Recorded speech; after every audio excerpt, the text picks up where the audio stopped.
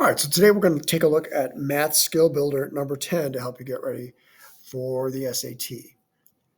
5 questions, and this time around, just like last week, these are all constructed response or graded response on the actual test. There's not really a way to duplicate that in Schoology, so these are all going to be open-ended questions, fill in the blank basically, rather than multiple choice. So let's look at our first item. So we've got a company that had a good year and is giving out bonuses to their most productive salespeople, a total of $60,000 in bonuses. People could either earn $6,000 or $12,000 bonuses. And we're told that the company gave at least one $6,000 bonus and at least one $12,000 bonus. I want to know what is the total possible number of 6,000 bonuses awarded. I think maybe an easy way to look at this is visually. So let's take a look at this on Desmos. So we have 6,000x plus 12,000y, and we want that to be less than or equal to $60,000. So this line is 6,000x plus 12,000y equals 60,000. So anything that's on that line or below is a possible number of bonuses that can be given. So the x number is the 60,000. The y number is the 12,000. Remember what they're asking is what's a possible number of $6,000 bonuses awarded? So we're looking at our x. So we know that we have at least one, so it's not going to be zero. And it's also the $12,000 bonuses are not zero. So I'm going to discard this point and this point. But any integer number of x in between those two works. So that would be 1, 2, 3, 4, 5, 6, 7, 8, or 9. Now, if we give 9, you notice that the $12,000 bonus is not a whole number. So that one will not work. For 1, same story. Also, not a whole number of $12,000 bonuses. So that means I can only give 2 or 4 or 6 $6,000 bonuses to make this work.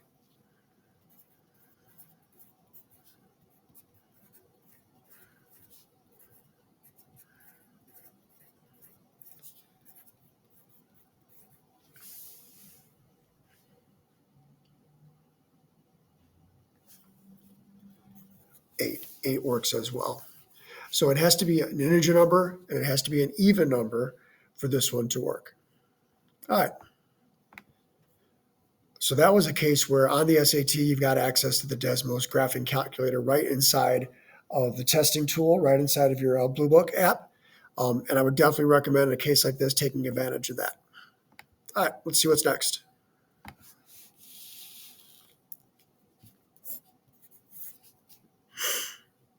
So a system of equations, 12x plus y equals -2. -6x plus y equals +2. So we're told that we have a solution to this. It's an ordered pair x comma y. And we're asked what is the y coordinate of the solution. All right, so long story short, our job here is to solve this system of equations.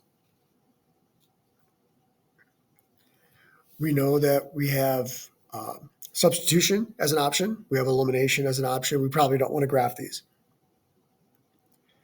I'm looking at the 12x and the -6x, and most of my students prefer elimination as it is.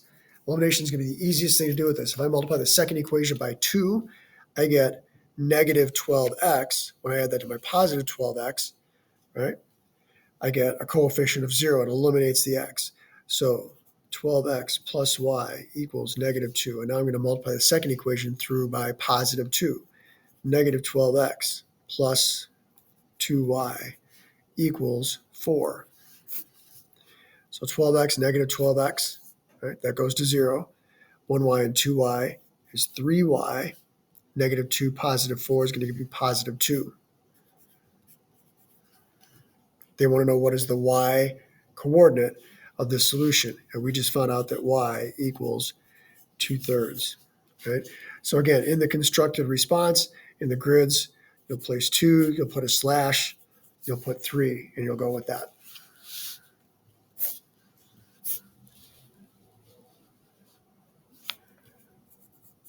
All right, moving on. Third item. So in a high school football game,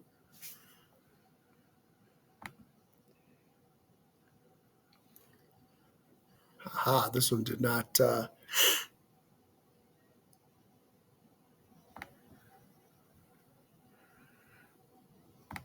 Let's take a look at this.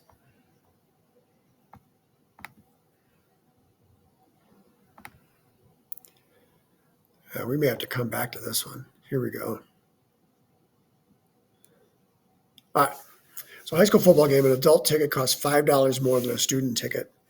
2 student tickets and 2 adult tickets are $50. Then this is asking us, what is the cost of 1 adult ticket? So we know a couple of things here. We have a student ticket, which we'll call X. We have an adult ticket, which is X plus 5. So we know that X, and there was 2 of those, and 2 times X plus 5. So here's our 2 student tickets. Here's our 2 adult tickets. That cost 50. Now let's solve.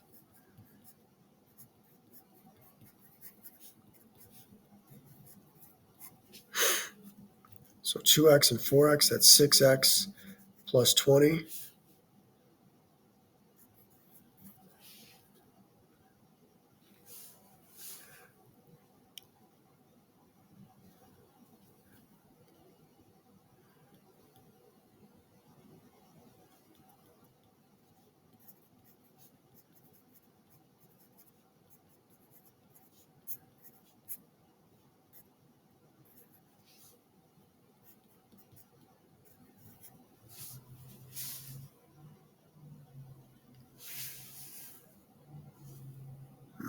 Let me check my work here.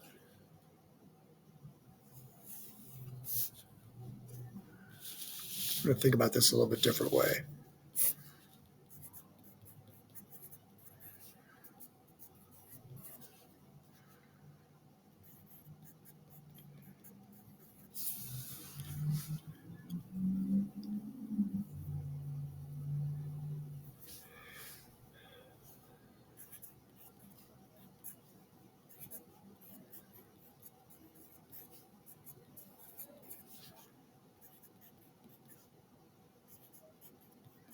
I see my error.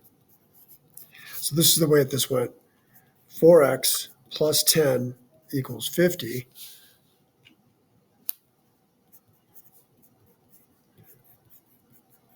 Four x equals 40, and x equals 10.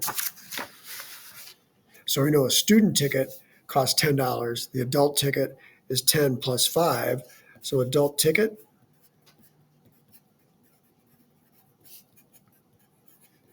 is $15. So if you were following along and you saw my error, I distributed 2 times 5 and wrote 20. And it's not an error that I would have caught and not worked the problem out previously. But if I did go back and check my work, I would have been able to see that, oh, yeah, that does not, it doesn't calculate. 2 times 5 plus 2 times 10 is not equal to 50. All right, let's move on ahead to item number 4.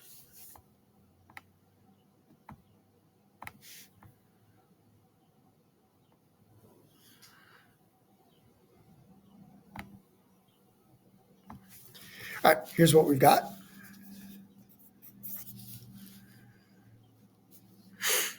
Two times a plus 3 plus 7 times a minus 3 equals 4 times a. And we're asked to solve this for a. Okay. These look really similar, a plus 3, a minus 3, but they're not exactly the same, so I can't really just combine my like terms here. I'm going to have to go ahead and distribute. So 2a plus 6. And here I have 7a minus 21 equals 4a. So multiple terms and variables on both sides, right? Kind of an ugly looking equation, but it's an equation that you've solved many times in Algebra 1. So 2a and 7a is 9a. I have a positive 6 and a negative 21. That's negative 15. All right, so now we broke it down a little bit. So 5a minus 15 equals 0.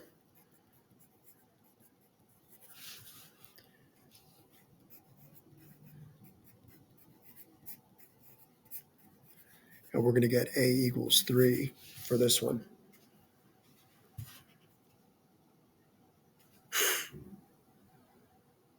Okay, last one.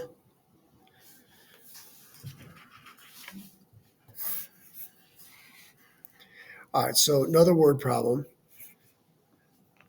Another one that's going to require us to write an inequality. So Roxanne planning on being a professional dancer. Her classes cost $125 an hour, and she'll have to rent a competition dress for $350 and spend no more than $6,500 for the class and the dress. So the class is only available for a whole number of hours, and the question is, what's the maximum number of classes that Roxanne can take the class? So we have 125 times some unknown number of hours, plus her dress, which is $350, and that needs to be less than or equal to $6,500.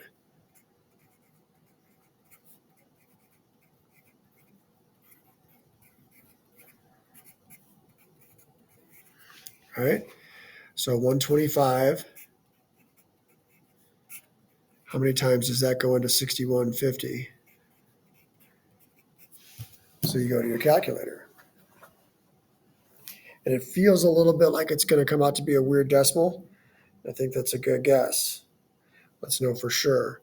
6150 divided by 125. There we go, 49.2. All right, so remember in the problem, it said that the class is only available for a whole number of hours. So if she goes to 50, she's going to go over her 6,500.